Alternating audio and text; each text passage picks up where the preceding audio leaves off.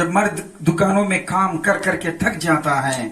یا آفس میں بیٹھ بیٹھ کے تھک جاتا ہے یا کوئی مزدوری کر کر کے تھک جاتا ہے اور عورتیں صبح شام گھر میں کام کرتے رہتی ہے، صبح اٹھتی ہیں اور دوپہر میں جب صبح اٹھتی ہیں تو ناشتہ بنانا، پھر دوپہر کا کھانا تیار کرنا، بچوں کے باکس بنانا، یہ سب کاموں کے اندر تھکی تکائی ہو جاتی ہے، اور پھر بچے چلے گئے تو پھر شوہر کے لیے تیار کرتے ہیں، پھر دوپہر کا کھانا بنائے، پھر جب دوپہر میں کھا لیے تو پھر رات کا تو یہ کپڑے دھوئے، یہ کرے وہ کرے، گھر کے تمام کاموں میں جب عورتیں عموماً تھک جاتی ہیں تو ایسے وقت میں کوئی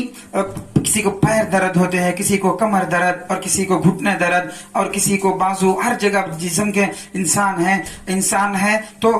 درد ہوتا ہے کام کی وجہ سے یا زیادہ محنت کی وجہ سے۔ جب آدمی کو ہاتھ پیر تھک جائے تو ایسے وقت میں تو ہمیں ایک دعا ہے پڑھنے کی، تو ایسے خاص دعا ہے جو ایسے وقت میں اگر ہم پڑھیں گے، پڑھ کر اپنے اوپر دم کر لے یا پانی میں پڑھ کر دم کر کے پی لے تو انشاءاللہ اللہ تعالیٰ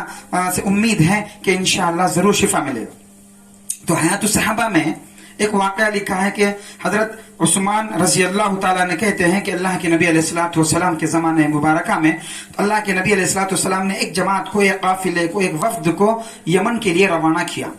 اور اسے امیر مقرر کیا۔ جو جماعت کا امیر تھا ایک دم نوجوان تھا، سب سے کم عمر والا تھا۔ تو یہاں تک کہ جب حضرت عثمان رضی اللہ عنہ کہتے ہیں کہ جب امیر قافلے کو روانہ کر کے ایک دن گزر گئے، 2 دن گزر گئے، جب دیکھا ایک مرتبہ اسی قافلے کا ایک آدمی رسول اللہ صلی اللہ علیہ وسلم کی خدمت میں آئے، مدینہ مسجد نبوی میں پہنچے تو آپ صلی اللہ علیہ وسلم نے پوچھا کہ بھائی تم یہاں ہو کہ تم کو تو یمن میں ہونا چاہیے تھا، تمہیں تو یہاں سے نکل جانا چاہیے تھا۔ تو اس کے جواب میں کہا کہ یا رسول اللہ، ہمارے امیر کے پیروں میں بہت درد ہے، بدن بہت زیادہ درد ہے، اسی لیے ان کے درد کی وجہ سے ہم یہی رکے ہوئے ہیں۔ تو رسول اللہ صلی اللہ علیہ وسلم خود آپ اس قافلے کے پاس تشریف لے گئے اور قافلے کے امیر کو بلایا اور عیادت کر کے کہا کہ یہ دعا سکھائی، بسم اللہ و باللہ اعوذ باللہ و قدرتہ ومن شر ما فیہا،